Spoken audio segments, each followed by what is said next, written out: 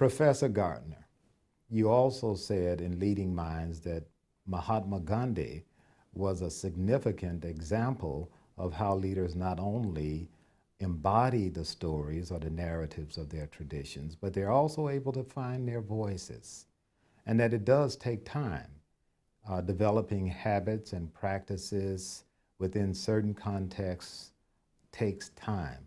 Would you care to comment on Mahatma Gandhi and the significance of narrative in his life?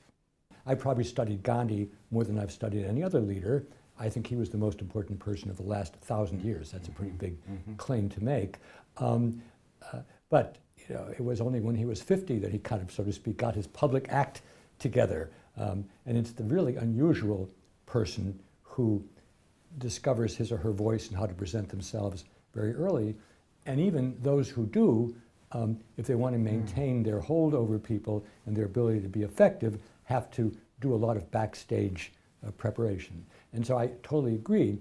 But I guess I might tease you a bit and say maybe you have to do even more of that if you're not ethical, because you're basically trying to pull the wool over on people's eyes, and that may take more practice than if you're more authentic. The great problem we have now in American public life and politics is that almost nothing that's done is not studied. Studied in the sense that there's lots and lots of practice and preparation and people who tell you exactly what to do and how to do it. And at least in 2015, this has caused a reaction. And so people who look like they are unprepared or just speaking from the heart get a kind of a pass that other people don't. But I don't think that's a deep phenomenon. I think that's a superficial phenomenon. Anybody who's going to be effective over the long run will need to practice the way they present. But whether, well, let's talk about ethics just straight for a moment. I could ask a million people, are you ethical? And they all would say yes. In fact, we've been studying cheating, and many, many young people cheat nowadays, whether it's a quarter or a half, I don't know. We're talking about cheating in school. But then if you ask them elsewhere in an interview, are you an ethical person or a moral person, they immediately say yes. So we are the worst judge about whether we are ethical or moral. I make a distinction, which so far only I make, but it does help me with my thinking, and that's between neighborly morality and the ethics of roles.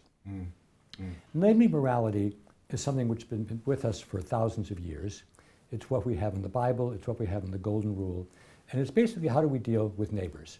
And if you know the Ten Commandments, it says, you know, somebody lives, you and I live in the same neighborhood, I don't steal from you, I don't talk back to you, I don't commit adultery with your wife, I don't kill you, you know, I honor your parents and so on. Neighborly morality is something that we have all over the world. And we all know when people disobey, and sometimes they go to jail, sometimes there's an eye for an eye, there's a retaliation for neighborly morality, and there's no society in the world where it's considered good to steal, good to kill, good to commit adultery, though of course people do it. Full stop. Ethics of roles is a more complex concept.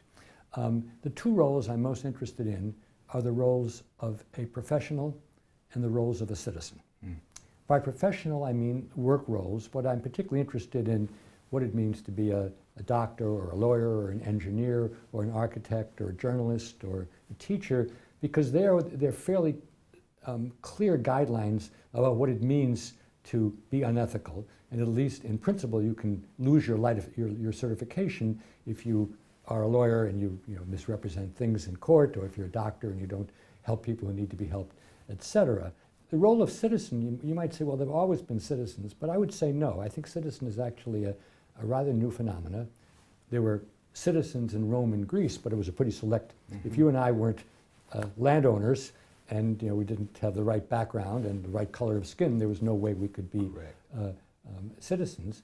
But with the French Revolution and the American Revolution and a few other revolutions, the notion of a citizen, which is somebody who essentially makes a bargain with the state to get certain rights in order to act certain responsibilities, which would include being informed, voting, following the laws and things like that. These are relatively new niches, new meaning professions and citizens have been around for a few hundred years, not a few thousand years.